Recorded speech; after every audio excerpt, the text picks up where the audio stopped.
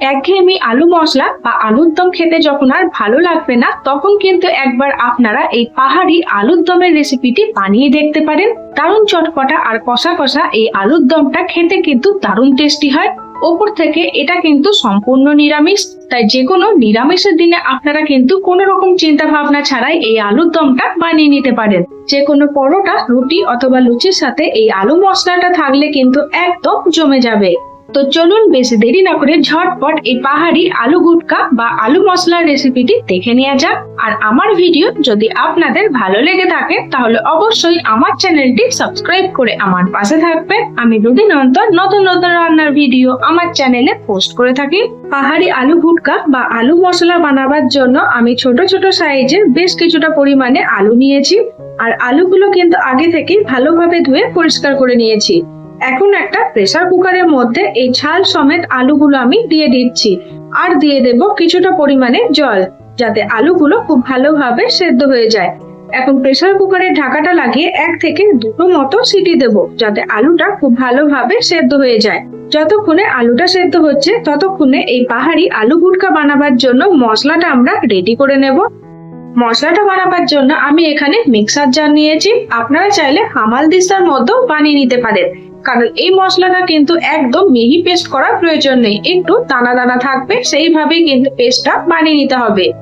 এখন মিক্সার জারের মধ্যে দিয়ে দিচ্ছি প্রায় 1 ইঞ্চি মতো আদা, কিছুটা পরিমাণে ধনে পাতা ডাঁটা সমেত, প্রায় 1.5 চামচ মতো গোটা ধনে, 1/2 চামচ মতো গোটা জিরে, 1 চামচ মতো ভাজা জিরের গুঁড়ো, 1 চামচ মতো কাশ্মীরি লঙ্কার গুঁড়ো, 1/2 চামচ মতো ঝাল লঙ্কার গুঁড়ো, প্রায় 1 চামচ মতো হলুদ গুঁড়ো, স্বাদ মতো নুন, অল্প একটু পরিমাণে চিনি, আর 1/2 চামচ মতো আমি এখানে আমচুর পাউডার দিচ্ছি।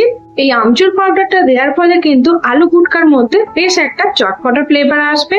এটা কিন্তু একদমই স্কিপ করবেন না। এখন 2 চামচ মতো জল দিয়ে এই মশলাটা আমি পেস্ট বানিয়ে নেব। প্রথমেই আমি বলে দিয়েছিলাম মশলাটা কিন্তু একদম মিহি পেস্ট বানাবার প্রয়োজন নেই, একটু দানা দানা রেখেই পেস্টটা বানিয়ে নিতে হবে। দেখুন, পাহাড়ি আলু গুটকা বা আলু মশলা বানাবার জন্য মশলার পেস্ট কিন্তু আমাদের একদম রেডি হয়ে গেছে। আর এদিকে দেখুন আলুগুলো কিন্তু খুব ভালোভাবে সেদ্ধ হয়ে গেছে। এখন প্রেসার কুকারের ঢাকাটা খুলে আলুগুলো আমি কুকার থেকে বার করে নিচ্ছি। আর প্রায় 10 থেকে 15 মিনিটের জন্য আমি ঠান্ডা জলের মধ্যে ডুবিয়ে রাখবো, যাতে আলুগুলো পুরোপুরি ভাবে ঠান্ডা হয়ে যায় আর এই ছালটা ছাড়াতেও সুবিধা হয়। প্রায় 15 মিনিটের জন্য আলুগুলো আমি এখানে ঠান্ডা করে নিয়েছি। এখন এক এক করে সব আলুগুলোর ছালটা আমি ছাড়িয়ে নেব। আলুগুলো যদি আগে থেকে সেদ্ধ করা থাকে তাহলে এই পাহাড়ি আলু গুটকা বা পাহাড়ি আলু মশলাটা বানাতে কিন্তু মাত্র 10 মিনিট মতো টাইম লাগে, আর খেতে হয় দারুণ টেস্টি। যারা এখনো বানাননি তারা কিন্তু একবার এইভাবে এই নিরামিষ পাহাড়ি আলু গুটকাটা বানিয়ে দেখতে পারেন। দেখুন, এখানে সব আলুর ছালগুলো ছাড়িয়ে আমি রেডি করে নিয়েছি। এবার একটা ছুরির সাহায্যে এই আলুগুলো আমি 2 ভাগ থেকে 4 ভাগ করে নিচ্ছি। যেগুলো একটু বড় সাইজে সেগুলো 4 ভাগ করেছি, আর যেগুলো একটু ছোট সাইজে সেগুলো 2 ভাগ করে দিয়েছি।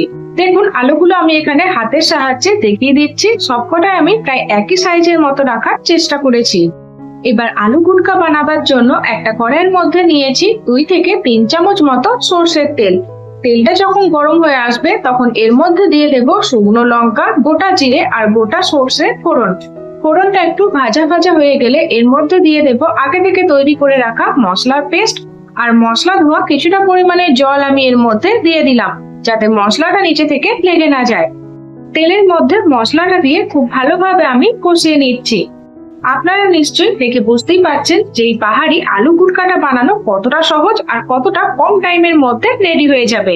এখন ঢাকা দিয়ে মশলাটা আমি আরো 2 মিনিটের জন্য রান্না করে নেব, যাতে মশলাটা খুব ভালোভাবে কষানো হয়ে যায় আর এর থেকে তেল ছাড়তে শুরু করে দেয়। প্রায় 2 মিনিট পর ঢাকাটা আমি তুলে দিলাম।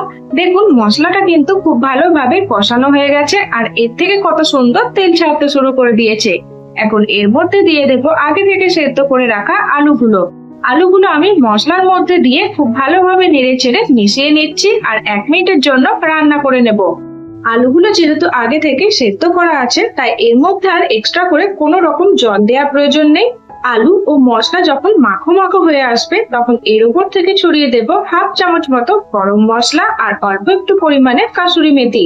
কাসুরি মেথি আর গরম মশলাটা দিয়েও কিন্তু আলুটা আমি আরো 1 মিনিটের জন্য নেড়ে চেড়ে রান্না করে নিচ্ছি। মশলার মধ্যে আলুটা দেওয়ার পর প্রায় 5 মিনিটের জন্য নেড়ে চেড়ে রান্না করে নিলেই দেখবেন একদম নিরামিষ দারুণ টেস্টি পাহাড়ি আলু ভুটকা বা আলু মশলা রেডি হয়ে যাবে। যে কোনো নিরামিষের দিনে বানাবার জন্য এটা কিন্তু একটা দারুণ রেসিপি। দারুণ চটপটা আর গরম গরম এই পাহাড়ি আলু ভুটকাটা ফুলকো ফুলকো লুচির সাথে আমি পরিবেশন করে নিচ্ছি। যেহেতু আমার লুচি খেতে খুবই ভালো লাগে, তাই আমি এখানে আলু দিয়ে খাওয়ার জন্য লুচি বানিয়েছি। আপনারা পরোটা, লুচি অথবা রুটি যে কোনো জিনিসের সাথে কিন্তু এটা পরিবেশন করতে পারেন। সবের সাথে খেতে কিন্তু দারুণ লাগে।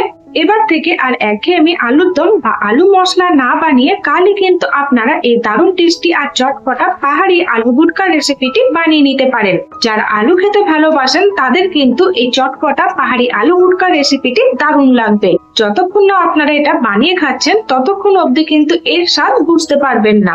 তো আমার এই দারুণ টেস্টি আর একদম চটপটা নিরামিষ পাহাড়ি আলু ভুটকা রেসিপি আপনাদের কেমন লাগলো কমেন্ট বক্সে জানাতে ভুলবেন না। আর আমার ভিডিও যদি আপনাদের ভালো লেগে থাকে তাহলে অবশ্যই আমার চ্যানেলটি সাবস্ক্রাইব করে আমার পাশে থাকবেন।